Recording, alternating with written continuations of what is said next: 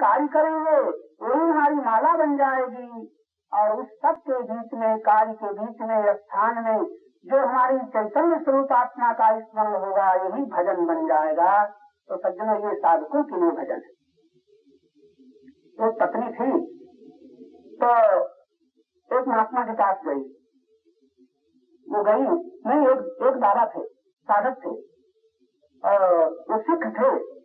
तो सिखों की आदत होती है जैसे हमारी आदत है, हमारी लोगों की आदत है, तो सवेरे सवेरे गुरु ग्रंथ का पाठ करने लग जाते थे, बड़ी जोर से पाठ करते थे।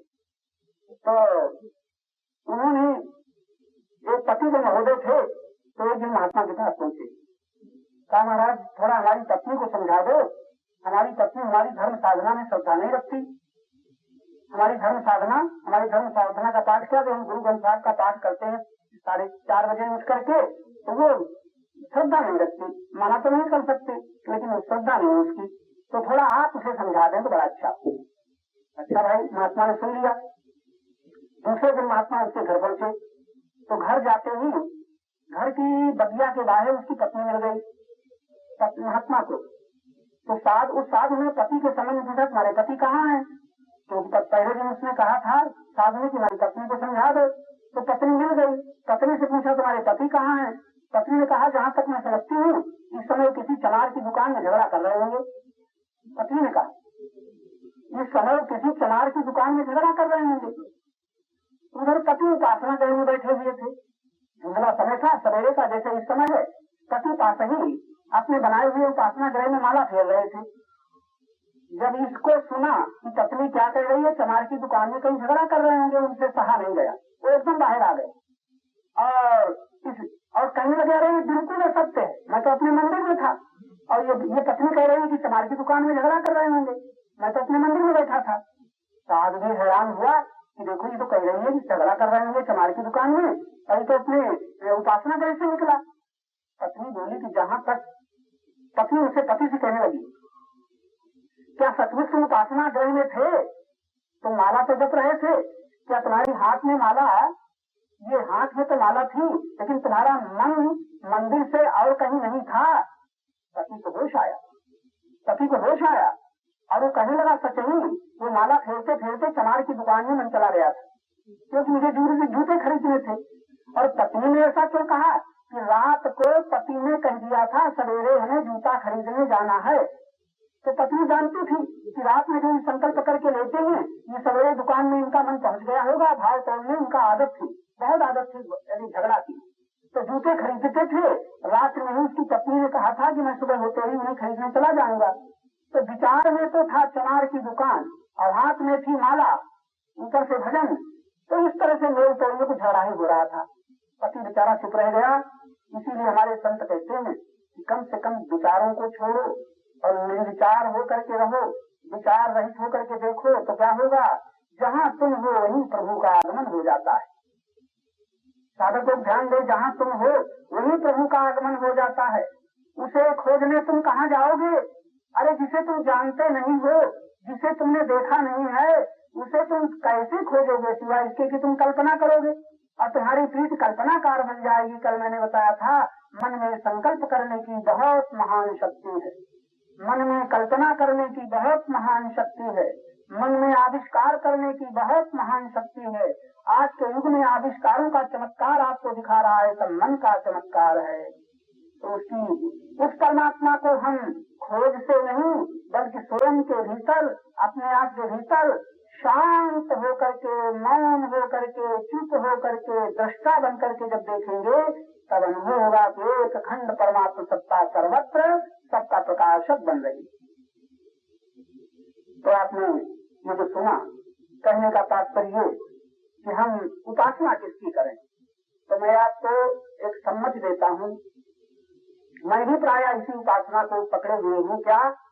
चलते फिरते श्वास के भीतर जाने पर ख्याल रखो और श्वास के निकलने पर को ध्यान से देखो।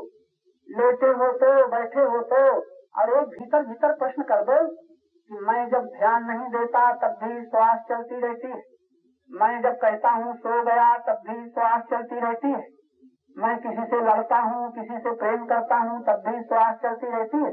क्या श्वास मैं चलाता हूँ? उत्तर मिलेगा नहीं।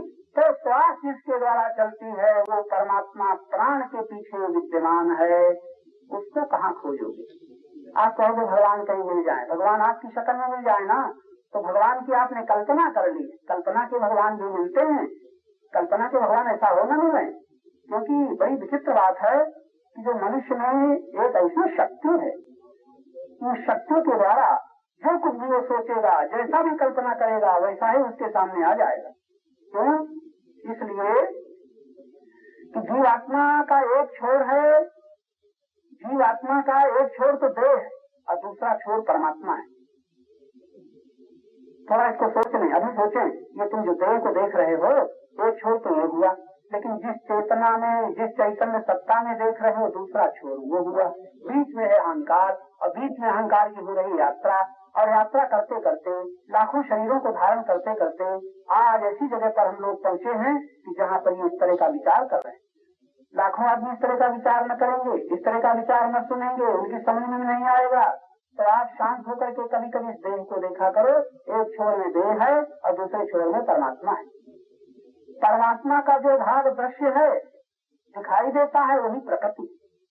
परमात्मा का जो साकार रूप है वो प्रकृति, और प्रकृति का जो भाग अदृश्य निराकार है वही परमात्मा है। बताइए कितनी दूरी हुई? परमात्मा का दिखने वाला भाग प्रकृति और प्रकृति का न दिखने वाला भाग परमात्मा। इस तरह से आप अपने भीतर खोज करें, प्रकृति का न दिखने वाला भाग परमात्मा। बड़ी सुंदर बात हमें संतों से मिली है।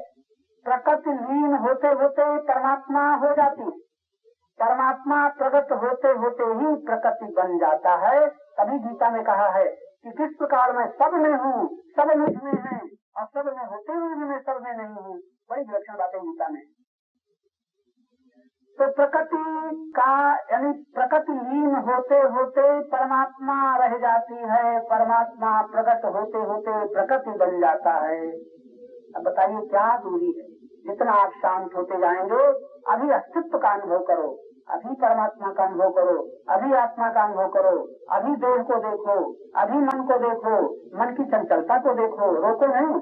शक्ति के द्वारा मन में गति चल रही, लेकिन हम तो लड़ते हैं। हमको याद रखना चाहिए कि जिन शक्तियों से हम लड़ते हैं वो हमारी भी हैं, दूसरे की नहीं है। क्रोध करते हैं तो क्रोध किसका है, लोभ किसका है? हमारी ही शक्ति मय बन गई है, क्रोधमय, लोभमय, मोहमय बन गई है। लड़ने से क्या होगा? आप नहीं आपसे लड़ेंगे और इससे राग द्वेष बढ़ेगा, विषमता बढ़ेगी, जीवन नर्क बन जाएगा। लेकिन जो समस्त योगी है, गीता के सिद्धांतानुसार योग साधना करते करते जो समता में पहुंच गया है, तो समस्त योगी दोनों को स्वीकार करता है। वो लड़ता नहीं, विष अमृत दोनों को देखता है, और विष अमृत के पीछे विश्व अमृत के प्रकाशक को देखता है।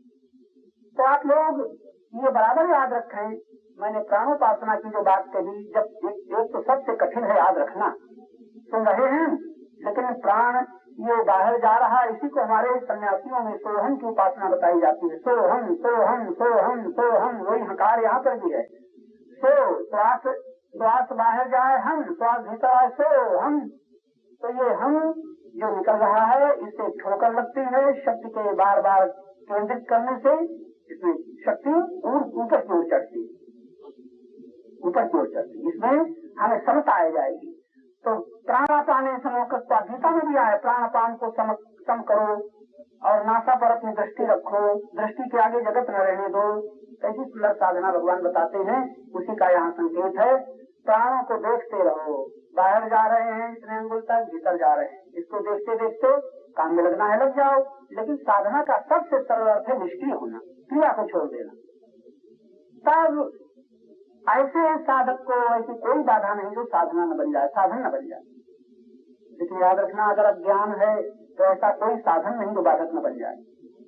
विवेकी के लिए, प्रेम से भरे हुए हृदय के लिए, और प्रेम से भरे हुए हृदय के द्वारा दोषों के त्यागी के लिए ऐसी कोई बाधा नहीं जो साधना न बने। मान लो कोई दुख देने वाला आ गया, विवेकी के वो भी साधन बन जाएगा गुरु के विकास का।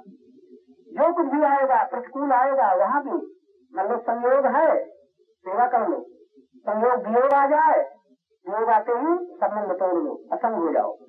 धन मिलाए दान कर दो, धन न मिलाए तपस्या करने लग जाओ। भोजन मिलाए खा लो, भोजन न मिलाए सब लोग व्रत कर रहे हैं, कपड़ा मिले पहन लो, कपड़ा न मिले तो गरम त्यागी बन रहे। इस प्रकार सबको स्वीकार करो। समस्त योगी दोनों को स्वीकार करता है। इस तरह की धारणा बना करके हमारे संत और शास्त्र कहते हैं आनंद में जियो। लेकिन सबसे कठिन है आगे की चिंता और बीते हुए की आस। तो कहते हैं अतीत और भविष्य हमारे वर्तमान को नष्ट न कर सके। हम शायद यही कहकर के समाप्त करें कि जो आगे की चिंता है और भविष्य का जो मनन है यही हमारे वर्तमान को नष्ट कर रहा है। बहुत कठिन है इस पर सजग रहना।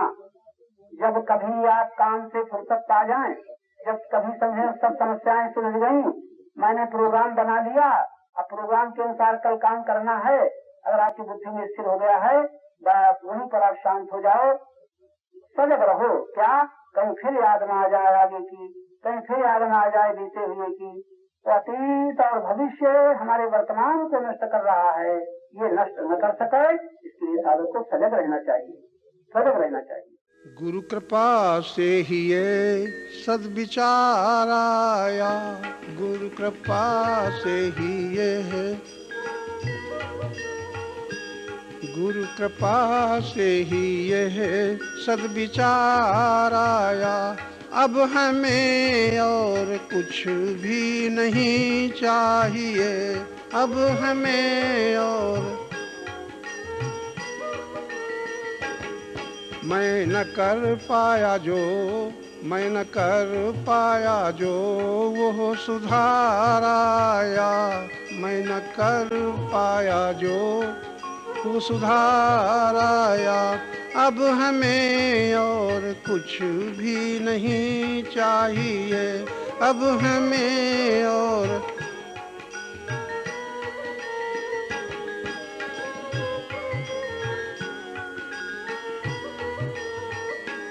कामनाओं के पीछे बहुत दुख मिला, कामनाओं के पीछे, कामनाओं के पीछे बहुत दुख मिला। कामना पूर्ति का कुछ, कामना पूर्ति का कुछ क्षणिक सुख मिला। कामना छोड़, कामना छोड़ दुख सुख के पार आया। अब हमें और कुछ भी नहीं चाहिए, अब हमें और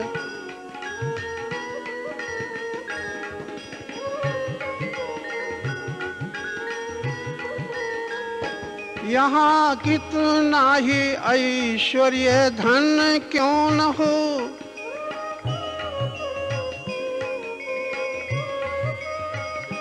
यहाँ कितना ही ऐश्वर्य धन क्यों न हो, सुयश सम्मान सुंदर तन क्यों न हो।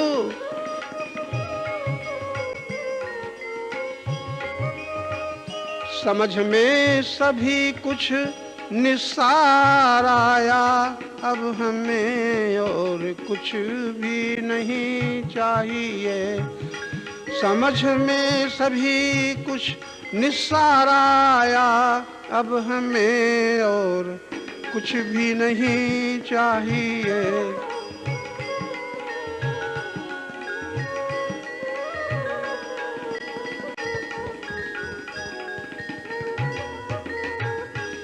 खोज में जिसकी अब तक भटकता रहा,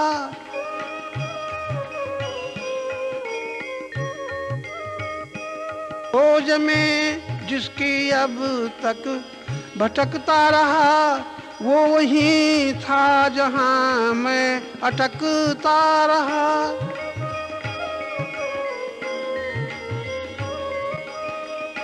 वो वहीं था जहां मैं अटकता रहा। बाद मुद्दत के आखिरी द्वार आया, अब हमें और कुछ भी नहीं चाहिए। बाद मुद्दत के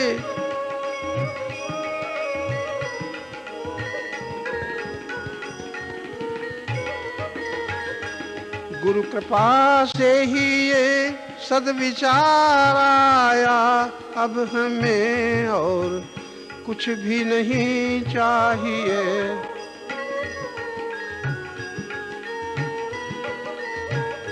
जहाँ आकर कोई रंक रहता नहीं,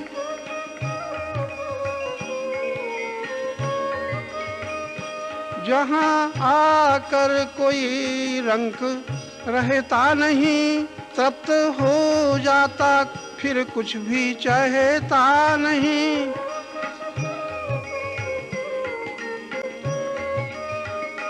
तृप्त हो जाता फिर कुछ भी चाहता नहीं। मेरे सन्मुख वही दरबार आया, अब हमें और कुछ भी नहीं चाहिए। मेरे सन्मुख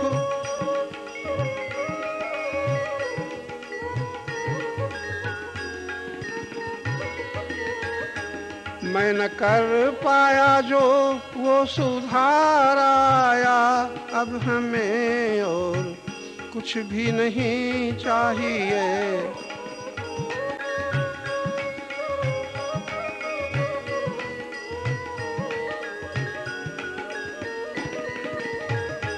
अपने में अपने प्रभु का पता मिल गया,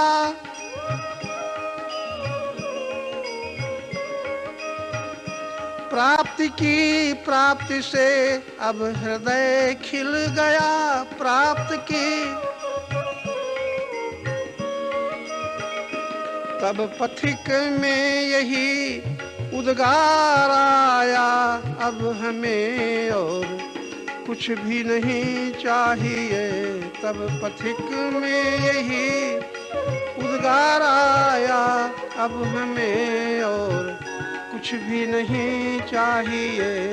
मैं न कर पाया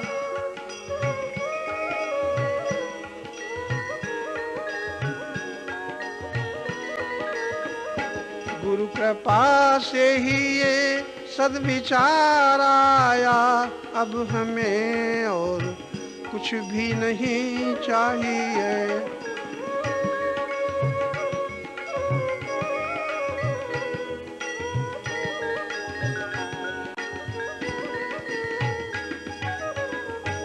मुक्त नहीं कर सकता, लेकिन आप जान सकते हैं कि मुक्ति कैसे हमको सुलभ हो सकती। मैं आपको भक्ति नहीं दे सकता, लेकिन आप जान सकते हैं भक्ति कैसे सुलभ हो सकती। मैं आपको शांति नहीं दे सकता, लेकिन आज ही आप जान सकते हैं शक्ति शांति कैसे सुलभ हो सकती। जरा ध्यान दे के सुने, ध्यान। भक्ति शांति मुक्ति कैसे सुलभ हो सकती है, ये आप जान सकते हैं।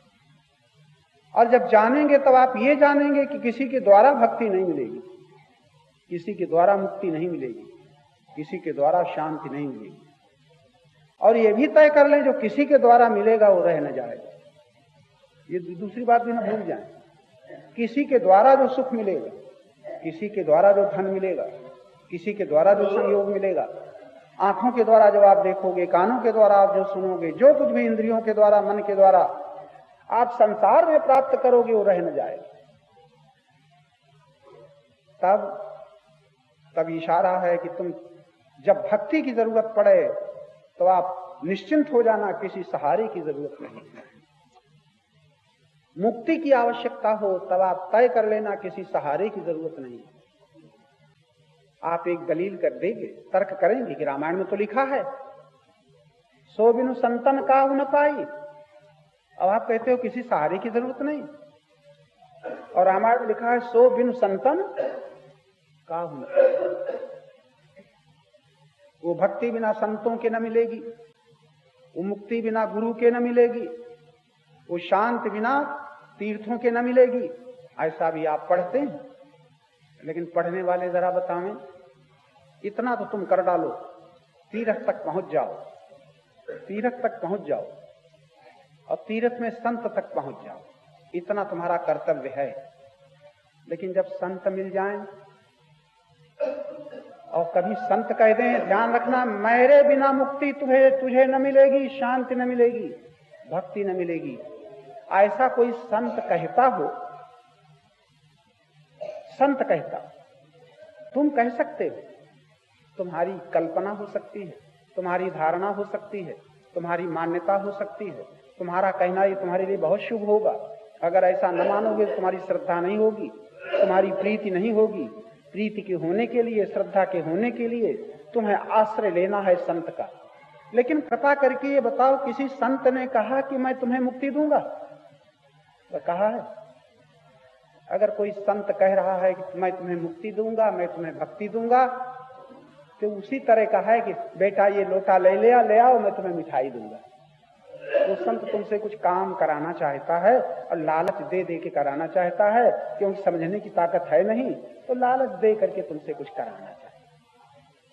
लेकिन अगर आप विद्वान हो तो संत, कोई संत आज तक न मिला होगा, संत जिसे कहते हैं कि जिसने ये कहा हो मैं तुम्हें मुक्ति दूंगा, मैं तुम्हें भक्ति दूंगा, मैं तुम्हें शांति दूंगा, कोई संत न कहे। लेकिन संत के पास गए बिना आपको ये मार्ग भी न मिलेगा, ये भी निश्चित है। लेकिन जब संत मिल जाए तो संत वाक्यों को मैं दोहरा रहा हूं, तो अब तो आप पीछे न लौट जाना। आप समझ लो कि हम संत तक आ गए, समझ लो यहां पर हम संत का संग कर रहे हैं। लेकिन मैं नहीं कहता हूं मैं संत हूं, मैं कहता हूं मैं संत वाक्यों को, मैं गुरु वाक्यों को आपके सामने रख रहा हूं। अब आप शिकायत मत करना, आप संत का संग कर रहे हैं तो कल्पना मत कर लेना किसी ढांचे में बैठा हुआ कोई संत है। कल्पना मत कर लेना, धोखा खा जाओगे। आप मान लीजिए कि मैं संत हूं, लेकिन मैं जो बोल रहा हूं, अगर मैं ये कह दूं कि मैं तुम्हें मुक्त करूंगा, भक्त बना दूंगा, भक्ति दे दूंगा, शांति दे दूंगा, तो मैं तुम्हें धोखा दे रहा हूं। लेकिन अगर मुझे संत मानते हैं तो मैं कह रहा हूं, क्या कह रहा हूं? शांति भक्ति मुक्ति के लिए किसी का आश्रय मत लेना, ये मैं कह रहा हूं। क्यों कह रहा हूं? ये संत वाक्य दोहरा रहा हूं, संतों ने ही कहा। संत तक पहुंच जाने के बाद क्यों ऐसा है कि अगर शांति भक्ति मुक्ति भी परतंत्रता पूर्वक मिलेगी तो जरा घूमने वालों को जरा देख लेना, जीवन बीत रहा है, न शांति है, न भक्ति है, न मुक्ति, जीवन बीत रहा है,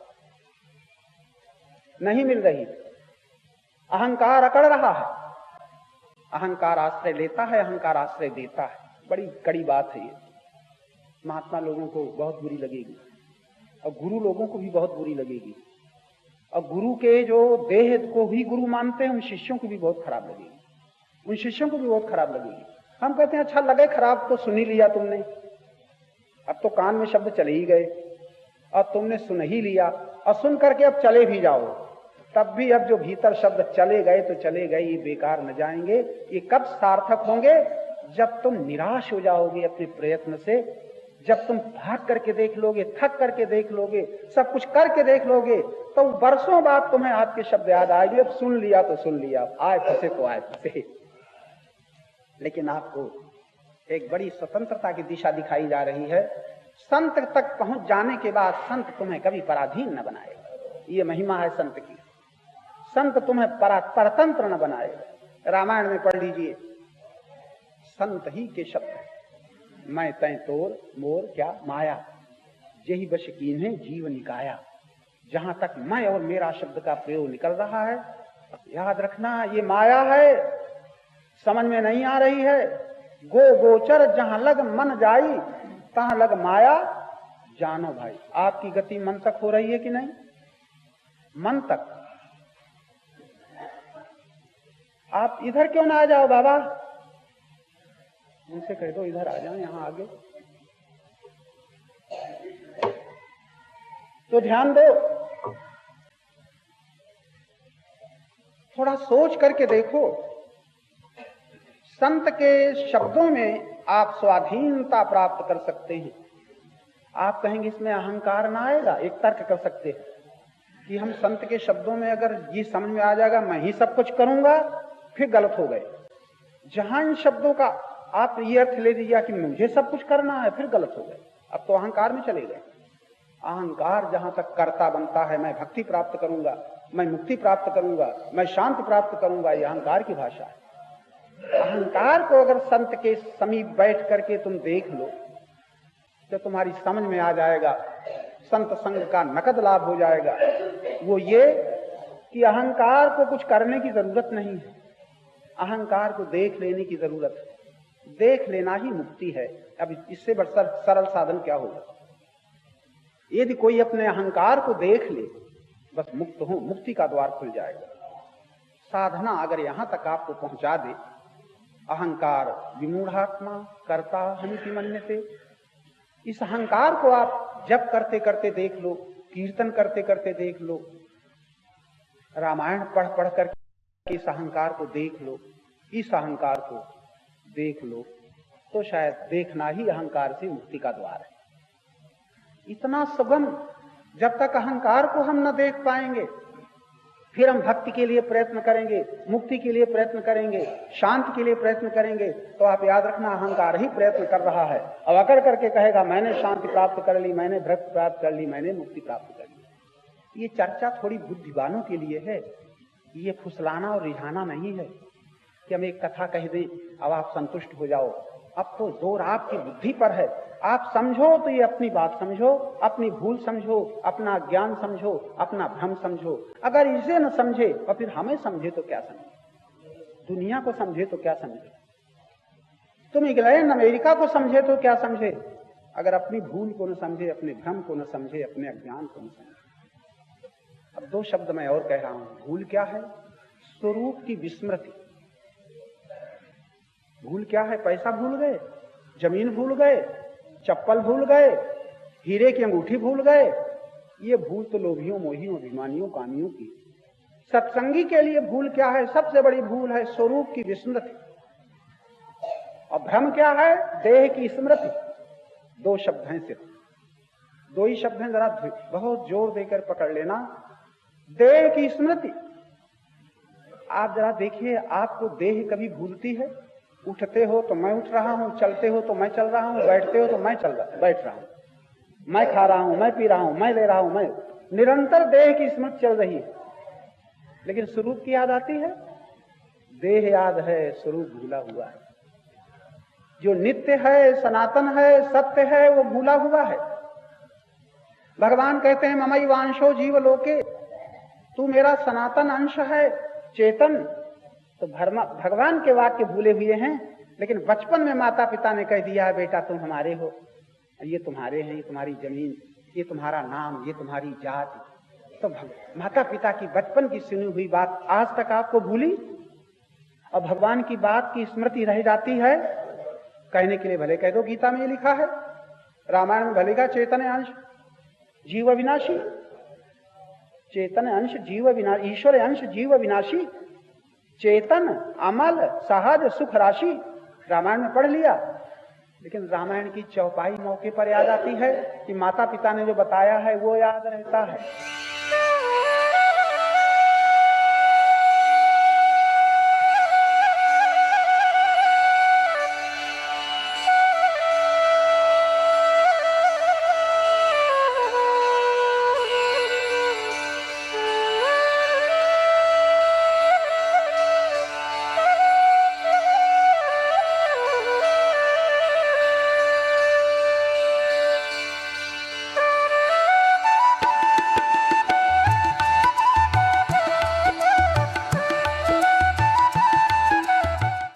इतने सत्संग करते बीत गए, इतने दिन गीता रामायण के पाठ करते बीत गए, और अब भी बीत जाएंगे। आप लोग याद रखना, अब भी ये दिन बीत जाएंगे। भय न मिटेगा, चिंताएं समाप्त न होंगी, दुखों का अंत न होगा, लेकिन फिर भी गंगा नहाते रहना, छोड़ न देना, मंदिर जाते रहना, छोड़ न देना, महात्माओं के दर्शन करते रहना, छोड़ न देना, सत्संग करते रहना, रामायण गीता के पाठ भी करते रहना, छोड़ न देना कि कुछ न होगा, करते रहना। कब तक करते रहना? जब तक आज की ये बात समझ में ना आवे तब तक करते। इतना समझने के लिए आपको सब कुछ करते रहना है, छोड़ न देना कहीं। आज समझो तो अपने आप कर्तव्याभिमान से मुक्त हो जाओगे, और समझ में नहीं आता है तो 12 बरस और करते रहो, 20 बरस और करते रहो, इतना ही समझने के लिए। कितना? देह की विस्मृति, स्वरूप की स्मृति, बस इतने के लिए साधन है, इतने के लिए जप, इतने के लिए कीर्तन, इतने के लिए तीर्थ यात्राएं, इतने के लिए संतों का संग, ये देह देह जो मैं भरा हुआ है, ये इसकी विस्मृति हो जाए। नित्य चेतन चेतन अमल ईश्वर अंश जीव अविनाशी, चेतन अमल सहज सुख राशि। ये चेतन स्वरूप आत्मा ही सहज सुख स्वरूप है, मल रहित है, इसमें जड़ता नहीं है, जन्म नहीं है, मृत्यु नहीं है, विनाश नहीं है, संयोग वियोग नहीं है। ऐसा स्वरूप, वो स्वरूप मैं चेतन आत्मा। गीता के सिद्धांतानुसार भगवान कहते हैं तू मेरा अंश है। तो ये तो याद है, पिता ने कहा तू मेरा बेटा है, अब आपने मान लिया मैं अमुक का पुत्र हूं। अब भगवान ने कहा तू मेरा अंश है, और अभी तक याद नहीं रहता है कि मैं परमात्मा का हूं, मैं परमात्मा का हूं। याद रहता है? अभी सांप दौड़ पड़े तो हम किसे बचाना चाहेंगे? देह को। और सांप काट जाए, काट खाए हमें, तो हम हाय हाय करेंगे कि वाह वाह जी। उस समय मैं अविनाशी चेतन अंश हूं, ये याद रहेगा? हाय मैं मरा, गीता भूल जाएगी, रामायण भूल जाएगी, मैं मरा, ये याद है। अब बताओ ये सत्संग है कि असत्संग है? क्यों भैया इसे सत्संग कहोगे? सत्संग और मैं मरा, सत्संग और मैं लुट गया, और सत्संग और मैं हाय मेरा छिन गया। सत्संग, सत का संगी कहता है जो वही गया जो नहीं था, वही गया जो मेरा नहीं था, वही छूटा जो जिस पर मेरा अधिकार नहीं था, उसी में परिवर्तन हुआ जो सत्य नहीं था। मैं सनातन अंश परमात्मा का हूं, परमात्मा में हूं। ये है सत्संग। इतना सत्संग है बस। 12 बरस सत्संग करते बीत गए, और सत्संग कितना है जितने में मैंने कह दिया। अविनाशी हूं, चेतन हूं, परमात्मा में हूं, परमात्मा का हूं, बस हो गया सत्संग। इसकी स्मृति बनी रहे। अब दोष क्या है?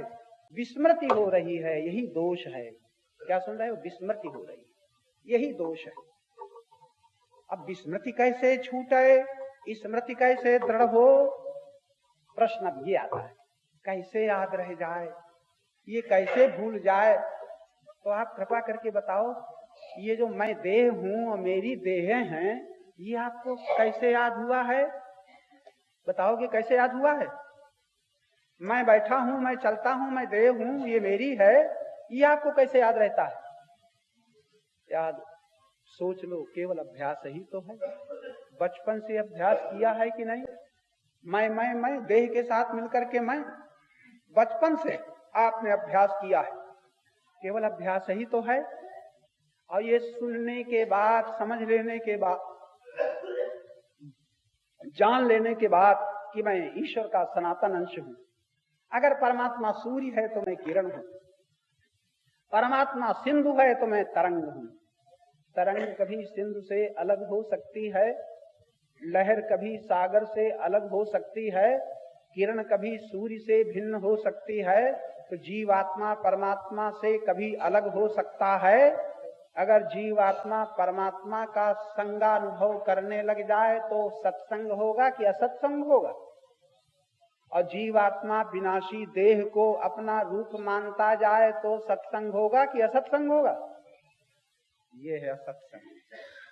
मैं देह के साथ निकल करके, देह के साथ लेकर के मैं निरंतर चल रहा। सोने के बाद उठे तब भी कहते हैं हम अब उठ रहे, अब हम चल रहे, अब हम सोने जा रहे हैं। इतने असत भाषण। लोग कहते हैं सत्य बोला करो। बड़ी विचित्र बात हम आपको सुना रहे हैं। लोग कहते हैं सत्य बोला करो। ऐसा आदमी सत्य बोलेगा कि मैं सोने जा रहा हूं? ऐसा आदमी सत्य बोलेगा कि मैं इतने बजे उठा था?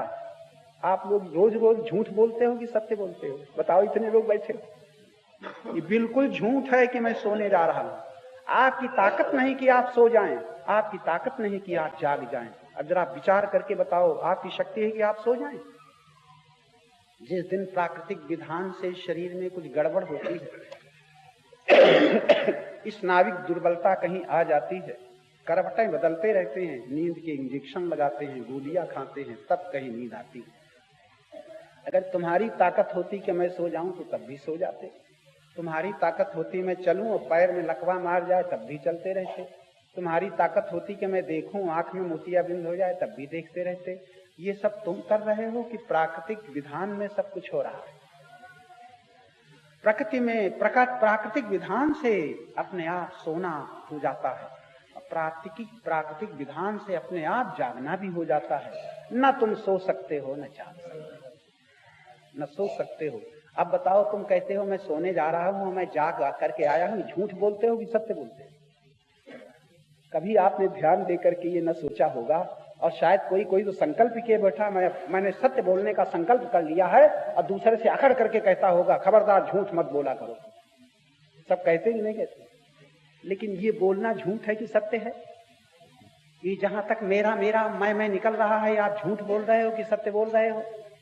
मैं और मेरा, जहां मैं और मेरा शब्द का प्रयोग आप कर रहे हैं, ये मेरा धन, ये मेरा परिवार, ये मेरी जमीन जायदाद, ये आपका बोलना झूठ है कि सत्य है? जी, झूठ है कि सत्य है? मालूम, अरे बोलने में भी घाटा लगता है।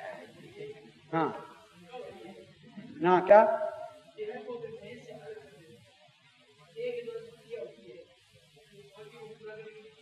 नारायण, देह के द्वारा जो क्रिया होती है आप कर रहे हैं कि देह के द्वारा स्वतः हो रही है? कितना गलत प्रश्न है। जब स्वतः हो रही है तुम्हें करना नहीं पड़ रहा, प्रश्न ही गलत है। मैं अलग कर नहीं, मैं अलग, देखो ना, देह से तुम मिले हो। जरा फिर प्रश्न पर सोचो। आप कहते हो हम देह से अपने को अलग कर लें। अरे देह से अपने को अलग करोगे कि हो ही? आप अलग क्या करेंगे? कहीं अलग होकर के खड़े हो जाएंगे? आप देखेंगे ये देह पड़ी ही मैं जा रहा हूं, उस दिन जबरदस्ती देखना पड़ेगा जब मृत्यु तुम्हारी देह को छीन लेगी। तुम्हें देह को अलग न करना पड़ेगा, प्राकृतिक विधान अलग कर देगा, और फिर सूक्ष्म शरीर से अपनी देह के आसपास रोते हुए, परिवार के चिल्लाते हुए देखोगे, और तुम्हारी ताकत न होगी कि मैं देह में फिर घुस जाऊं। न तुम देह से अलग हो सकते हो और न देह से तुम मिल सकते हो। आपका प्रश्न ही गलत है कि मैं अपने को देह से अलग कर लूं। इसीलिए बड़ा सुंदर प्रश्न कर दिया। प्रश्न करते हो तो पता चलता है, समझे तो क्या समझे। अगर प्रश्न न करोगे तुम कहोगे समझ गया, आप सैकड़ों लोग समझोगे गलत। इसलिए फिर मैं कह रहा हूं, सत्संग तो वो है कि ठीक सत्य तुम्हारी समझ में आ जाए। फिर भी आप अगर ये प्रश्न न करते तो आप कहते हैं मैं अपने को देह से अलग कर लूं। आपकी ताकत है कि देह से अलग कर लो। अरे अलग कर लो, तुम पहले बताओ मिले ही कहां हो? खाली ख्याल ही में तुमने देह भर ली है, तुम्हारी स्मृति में देह भरी है, लेकिन देह तुम्हारे साथ। जड़ और चेतन कभी मिल पाया? कभी जड़ चेतन हो पाया? और चेतन कभी जड़ हो पाया? जरा बताओ। चेतन कभी जड़ हो पाया और जड़ कभी चेतन हो पाया? अभी बात समझ में ना आ रही होगी। ये जड़ देह कभी चेतन हो पाई और चेतन कभी ये देह बन पाया? चेतन चेतन ही है, जड़ जड़ ही है। बीच में अहंकार मान लेता है देह के साथ मिलकर के मैं। ये सारी भूल अहंकार में चल रही है, सारा ज्ञान अहंकार में चल रहा है। ज्ञान में जब देखोगे तो देह से अपने को अलग न करना पड़ेगा। तुम देखोगे, ज्ञान में देखोगे कि देह से मेरी एकता आज तक हुई नहीं और परमात्मा से भिन्नता हुई ही नहीं। मैं अनंत चेतन से कभी अलग हुआ ही नहीं। अलग हुआ ही नहीं तो मिलन कैसा? और एक किरण अपने ही प्रकाश से किसी वस्तु को प्रकाशित करते हुए कहती है ये मेरे ही वस्तु प्रकाश में मेरी। किरण कभी, प्रकाश कभी किसी वस्तु से एक हो सका? प्रकाश प्रकाश रहा और जड़ वस्तु जड़ ही रही। उसके प्रकाश में जड़ वस्तु प्रकाशित तो हुई। जैसे उजाले में ये माइक दिख रहा है, लेकिन उजाला माइक नहीं है और माइक उजाला नहीं है। प्रकाश प्रकाश है, ये जड़ जड़ है। प्रकाश में ये देखा जा रहा है, लेकिन प्रकाश तो प्रकाश ही है। प्रकाश कभी दीवार से मिल पाया? दीवार, प्रकाश में दीवार दिखेगी, लेकिन प्रकाश दीवार न हो जाएगा। चेतन से जड़ता की प्रतीति होगी, लेकिन चेतन कभी जड़ न हो पाएगा। चेतन कभी देह न हो पाएगा और देह चेतन न हो पाएगी।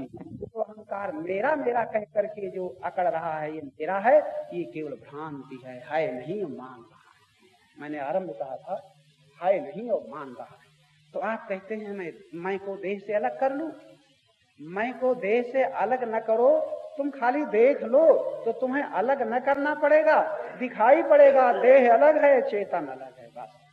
इसलिए रामायण का बड़ा मार्मिक वाक्य है। रामायण के अखंड पाठ करने वाले पाठ करते चले जा रहे हैं, लेकिन बुद्धि योगी न होने के कारण समझ नहीं पाते हैं। वो क्या है? उघरहि विमल विलोचन ही के मिटहि दोष दुख भव रजनी के। मिटहि शब्द है रात्रि, अज्ञान रूपी रात्रि में, संसार रूपी निशा में जो ये भवरोग लग गया है, दुख लग गए हैं, उसमें लिखा है मिट जाते हैं। कहीं जाने से नहीं, कहीं आने से नहीं, छोड़ने से नहीं, पकड़ने से नहीं। उघरहि विमल विलोचन, हृदय के नेत्र जिनके खुल जाते हैं, या दूसरे शब्दों में ज्ञान दृष्टि जिनकी खुल जाती है, ज्ञान दृष्टि से देख लेते हैं, देखते ही दुख मिट जाते हैं, देखते ही बंधन मिट जाते हैं। कुछ जाना नहीं, कहीं जाना नहीं पड़ा, कुछ छोड़ना नहीं पड़ा। अरे जब पकड़े ही नहीं हो तो छोड़ो क्या? कीर्तन, जप, पाठ, पूजा आदि क्या कल्याण के साधन नहीं है? ये कल्याण के साधन हो सकते हैं, लेकिन पहले तो ये जप, कीर्तन, स्मरण, चिंतन, ये मन, चित्त, बुद्धि, अहंकार की अशुद्धि को दूर करने के लिए शुद्धि के साधन है। तो साधनों की अशुद्धि क्या है? साधन की अशुद्धि ये है कि जिससे के द्वारा हमारा पतन हो और गुणों का विकास न हो, दोषों का नाश न हो, यही साधनों की अशुद्धि है। जैसे वाणी के द्वारा हम सत्य बोल सकते हैं और झूठ बोलते हैं, वाणी के द्वारा हम कठोर विनम्र भाषा का प्रयोग कर सकते हैं, कठोर बोलते हैं, ये साधन का दुरुपयोग हुआ। तो ऐसे ही मन के द्वारा हम विनाशी का मनन करते हैं, मन के द्वारा विनाशी का मनन करते हैं, उसी मन के द्वारा विनाशी का मनन करें, चित्त के द्वारा विनाशी का चिंतन करें, बुद्धि के द्वारा विनाशी का ज्ञान प्राप्त करें। ये सुलभ यानी जो शुद्धि के साधन है, साधनों की शुद्धि की ये साधन है जी। तो साधनों की अशुद्धि कैसे दूर हो? साधनों की अशुद्धि दूर होने के लिए पहले ये हमें पता होना चाहिए कि अशुद्धि क्या है, जिससे हम हमारे साधनों के द्वारा हम भोगी बने, लोभी बने, मोही बने, अभिमानी बने, ये साधन की अशुद्धि है। और जिन साधनों के द्वारा हम सेवा करें, दोषों का त्याग करें और प्रतिकूलताओं में सेवा करते हुए प्रतिकूलताओं को सहन रूपी तप करें, ये साधनों की शुद्धि के साधन है जी। अच्छा, तो साधनों का सदुपयोग कैसे करें? जब पता चलेगा कि सत्य क्या है, असत्य क्या है, जड़ क्या है, चेतन क्या है, उद्देश्य क्या है। जब उद्देश्य सत्य होता है तो साधनों का सदुपयोग होता है। उद्देश्य अगर गलत होता है, साधन का दुरुपयोग होता है। जिस साधन के द्वारा हम धन प्राप्त करते हैं, उन्हीं साधनों के द्वारा, उसी धन के द्वारा हम दानी हो सकते हैं। धन के द्वारा हम भोगी बने हैं, धन के द्वारा हम उदार हो सकते हैं। शक्ति के द्वारा हम भोगी बने हैं, शक्ति के द्वारा हम सेवा कर सकते हैं। तो जिन साधनों के द्वारा दोष बढ़ते हैं, साधन का दुरुपयोग है जी। और जिन साधनों के द्वारा हमारे अंदर गुणों का विकास हो, दोषों का नाश हो, ये साधन का सदुपयोग है। अच्छा भगवान, दान का सुपात्र किसे माना जाए? दान का सुपात्र है जो मिले हुए का सत्य के लिए उपयोग करे, गुणों के लिए उपयोग करे। दान का सदुपयोग यही है। हमारे पास जो कुछ उसका हम भोग करते हैं दुरुपयोग है, सेवा करते हैं सदुपयोग है जी। और सेवा का फल अभिमान मान चाहते हैं तो दुरुपयोग है, और विनम्र बनते हैं तो साधन का सदुपयोग है। नहीं तो दान का सुपात्र हमारा दान का सुपात्र मिलना, दान का सुपात्र उसे कहते हैं कि जो उसको मिला है जी, उसके द्वारा और बढ़ाए। जैसे अन्न का दान किया जी, अब अन्न को किसी बर्तन में भर के रख दे, वो सड़ जाए जी, तो उपयोग हुआ जी। अन्न को खा ले, उपयोग हुआ। उसी अन्न को बो दे, कुछ हिस्सा बो दे, इस साधन का सदुपयोग हुआ। अच्छा भगवान, दान न करने से क्या हानि है? दान न करने से वही हानि है, अन्न खेत से काटा है और घर में रख लिया है जी, और वो खेत को फिर नहीं लौटाता है तो वो रखा हुआ धन या तो सड़ जाएगा और खा पी के खत्म हो जाएगा जी, आगे तो नहीं मिलेगा जी। ये हानि है। आगे अगर पाना है तो उसको खाओ भी और बो भी दो, तो बोने से वो बच जाता है और फिर मिलता है। जो दान देता है उसको फिर मिलता है, और जो मिले हुए को भोग कर लेता है उसका समाप्त हो जाता है। भगवान, ये भिखमंगों को दान देना चाहिए या नहीं? हमारे संतों ने बताया है, प्रकट 4 पद धर्म के, 4 पद धर्म के हैं लेकिन कलिमा है एक प्रधान, कलिकाल में एक ही प्रकार प्रधान माना गया है। वो क्या? एन केन विधि दीने, किसी प्रकार तुम दूसरों को दो, दान करे कल्याण। तो किसी प्रकार तुम दो, तुम्हारा कल्याण करेगा। कलिकाल में तो देना ही चाहिए जी। अच्छा, सेवा सहायता का सुपात्र कौन है? सेवा सहायता का सुपात्र भी 3 प्रकार के हैं। एक मांगता है पैसा और तुमने दे दिया और जाके चरस पीता है, गांजा पीता है, भांग पीता है। एक ये न पी करके अपने शुद्ध अन्न खा लेता है, पेट भर लेता है, और एक खा न करके दूसरे भूखे को दे देता है। 3 प्रकार के दान भी है, 3 प्रकार के पात्र भी है। तो जो पात्र को मिला है, मिले हुए का सदुपयोग करता है, वो सुपात्र है। सत्य के लिए जिसका जीवन है, उसको जो कुछ भी दोगे वो सुपात्र होगा। भोग के लिए जीवन है, वो मध्य पात्र होगा भोग के लिए, और जो उसके द्वारा शक्ति का दुरुपयोग करके इसको सताता है, वो कुपात्र होगा। अच्छा भगवान, पुण्यवान सत्पुरुष के क्या लक्षण हैं? पुण्यवान सत्पुरुष के लक्षण ये हैं, सत्पुरुष शब्द लगा दिया है। पुण्यवान के लक्षण है, पुण्यवान को धन मिलता है, मान मिलता है, सामान मिलता है, संयोग मिलता है। लेकिन सत्पुरुष वो है जो मिला है उसका सत्य के लिए उपयोग करता है, भोग में दुरुपयोग नहीं करता। बोले सत्पुरुष वो है। तो महाराज जी, पुण्यवान सत्पुरुष के क्या लक्षण हैं? पुण्यवान सत्पुरुष के लक्षण ये हैं कि वो भोगी न होकर के सेवा परायण होता है, और सेवा परायण होते हुए भी सत्य का ध्यान रखता है। एक सेवा परायण कोई भी हो सकता है, रजोगुणी भी सेवा परायण है, तमोगुणी भी सेवा परायण है, सतोगुणी सेवा परायण वो है जो सत्य को अपना लक्ष्य बनाए, सत्य को ध्यान रखे और सत्य के अनुसार वो उसका सही उपयोग करे। सही उपयोग का मतलब सुपात्र को दे। सुपात्र वो है जो मिले हुए का और अगर बढ़ा करके लौटा दे। जी महाराज जी, संत प्रवचन सुनते हुए भी विवेक क्यों नहीं होता है? इसलिए कि प्रवचन सुनने के वाले 3 प्रकार। बुद्धि कैसी है? सुनते तो भोगी, लोभी, मोही, अभिमानी सभी सुनते हैं जी। बुद्धि के अनुसार सदप्रयोग, बुद्धि के अनुसार उपयोग, बुद्धि के अनुसार दुरुपयोग होता है। बुद्धि कैसी है ये देखा जाएगा। जी। अहंकार किस प्रकार नष्ट होता है? पहले जानना पड़ेगा। अहम तो ज्ञान है जी। अब ज्ञान में जो मेरा मेरा भर गया है, ये आकार है जी। वो मेरा का आकार क्या है? धन मेरा तो लोभी, पद मेरा तो अभिमानी, और सुख मेरा तो कामी। इतने भेद हो जाते हैं पात्र के। सुपात्र कौन है? जो सत्य के लिए उसका उपयोग करे। भगवान, सत्य के विषय में विचार करना क्या अनुचित है? सत्य के विषय में विचार करना अनुचित? प्रश्न ही गलत है। सत्य के विषय में कोई विचार करना, उसमें अनुचित शब्द क्यों लगा दिया? सत्य के लिए विचार जो करेगा वो सत्य प्रेमी होगा, वही तो विचार करेगा। धन के लिए विचार करेगा, लोभी होगा। पद के लिए विचार करेगा, अभिमानी होगा।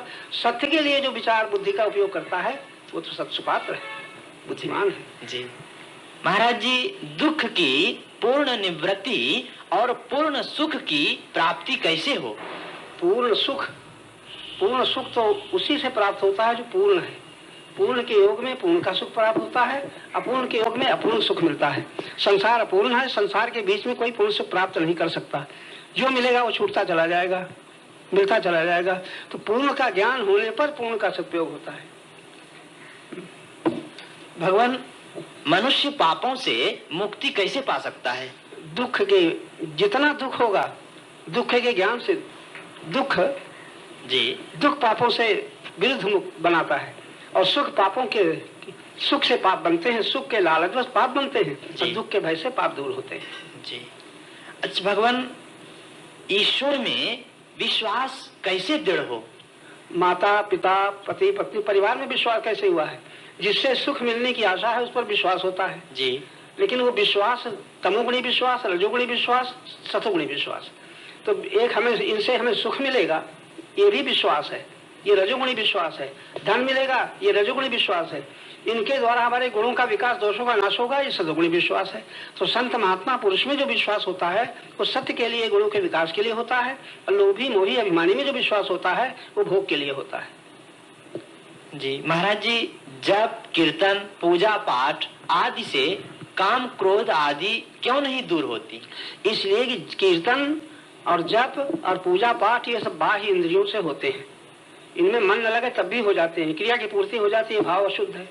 भाव शुद्ध होगा कब? जब ज्ञान शुद्ध होगा। ज्ञान शुद्ध होगा कब? जब बुद्धि शुद्ध होगी। बुद्धि शुद्ध होगा कब? जब बुद्धि तत्वदर्शी सत्यदर्शी होगी। भगवान, ईश्वर विश्वासी का कर्तव्य क्या है? ईश्वर विश्वासी का कर्तव्य है कि जिस ईश्वर पर विश्वास करता है उसके विधान को जाने, उसकी आज्ञा का पालन करे, ये कर्तव्य है। जी। विश्वास के द्वारा हानि क्या है? विश्वास के द्वारा हानि ये है, विश्वास करता है धन के लिए, और धन मिलेगा छूट जाएगा, पद मिलेगा छूट जाएगा, जो मिलेगा संसार से छूट जाएगा, जो छूट जाएगा ही हानि है। ऐसा विश्वास जिससे मिले और कभी न छूटे, वही विश्वास सुंदर है। जी भगवान। अच्छा, मनुष्य ही पशुमय और वही प्रभुमय कैसे होता है? पशुमय होता है जब कामना वासना की पूर्ति के लिए सारा ज्ञान और प्रेम लगा देता है, वो पशुमय होता है। और जब उसके परिणाम को देख करके, दुख को देख करके उससे अलग होना चाहता है, तब प्रभु में विश्वास करता है। जी भगवान, विकारों से छुटकारा कैसे होगा? विकारों के दुख भोग से होगा। सुख भोग विकारों में मानता है, दुख भोग होता है, पूर्ण दुख से विकारों का नाश होता है। भगवान, यथार्थ में सच्चा सुखी कौन है? यथार्थ में सच्चा सुखी वो है जो सत्य को जानता है और सत्य ही से प्रेम करता है, वो यथार्थ सुखी है।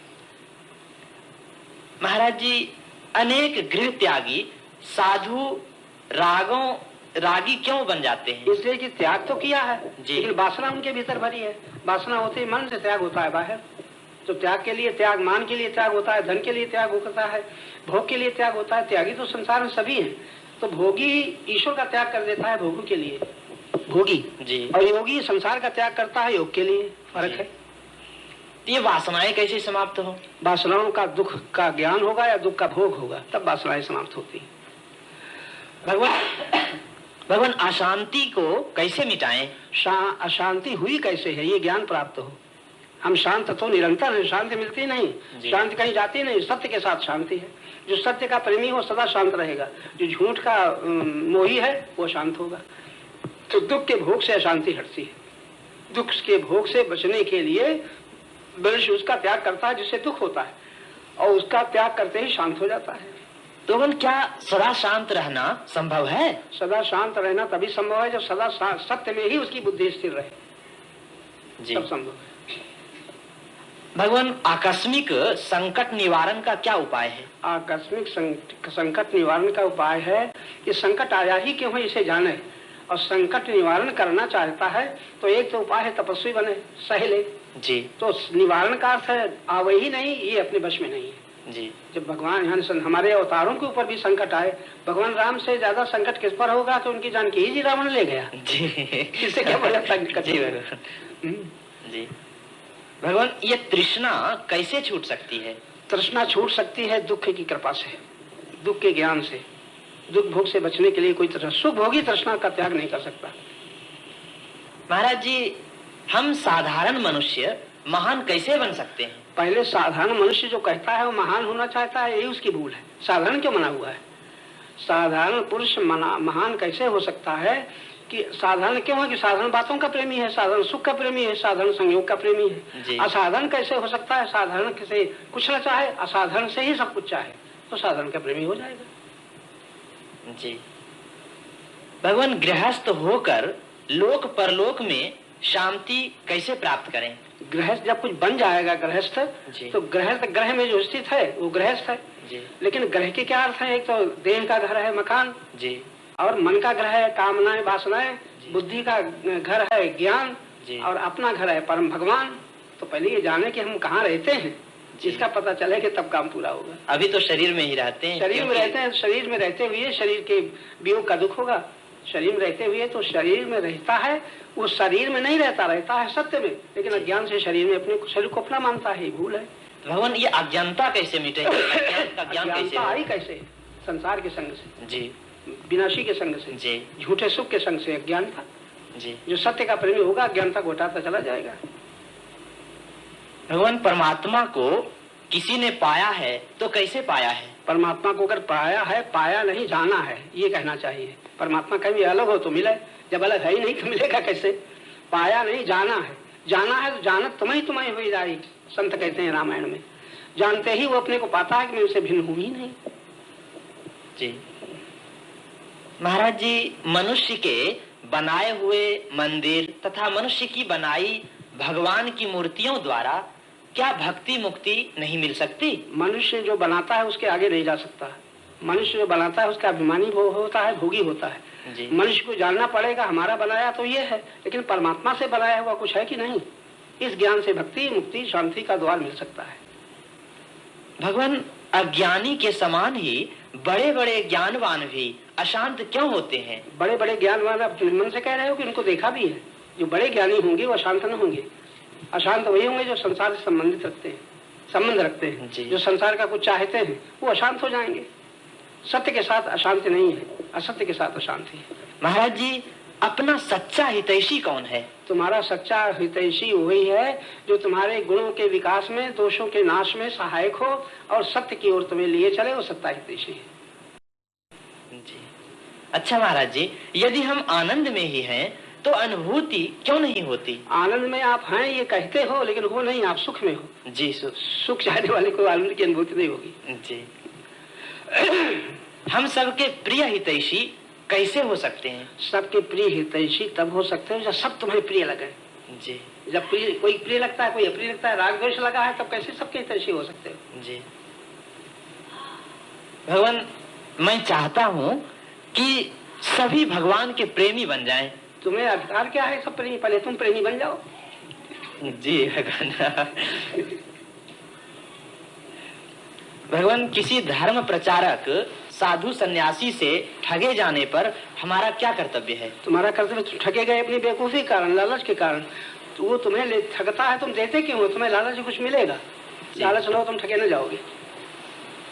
भगवान, हमें कीर्तन का नाम जप का प्रचार करना चाहिए या नहीं? प्रचार करना चाहिए, इसके पहले विचार करना चाहिए। क्या होगा कीर्तन से, क्या होगा इससे? विचार करो। प्रचार तो साधारण लोग तम्बाकू, बीड़ी और पान सुपारी का और चाय का प्रचार होता है।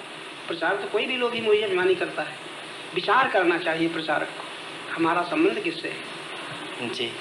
भगवान, संकल्प साधक है या बाधक? संकल्प साधक भी है, बाधक भी है। संसारिक संबंधित संकल्प सत्य के प्राप्ति में बाधक है, और सत्य से संबंधित संकल्प असत्य की मोह निवृत्ति में साधक है। जी। भगवान, हमें सत्संग किस प्रकार सुलभ होगा? सत्संग सुलभ होगा, ये बात तो है, सभी लोगों ने कही है, लेकिन सत्य उसे कहते हैं जो कभी दुर्लभ है ही नहीं। असत्संगी के लिए सत्य दुर्लभ है। जी। सत्संग वो है पहले ज्ञान पर प्रश्न करने वाला, सत्य की झूठ है ये बस पहले जाना है। मैं प्रश्न करता हूँ, सत्य का संग चाहता हूँ, मैं कौन हूँ? सत्य का संग चाहने वाला मैं कौन हूँ? झूठ हूँ कि सत्य हूँ? यदि सत्य है तो सत्य का संग क्यों चाहता है? यदि झूठ है तो झूठ सत्य के संग की तो कोई परवाह नहीं है। जी। अभी तो महाराज जी हम इस दोनों के बीच में ना तो अभी अहंकार रूप में है। अहंकार रूप में है तो अहंकार को जानो, उससे आगे बढ़ो।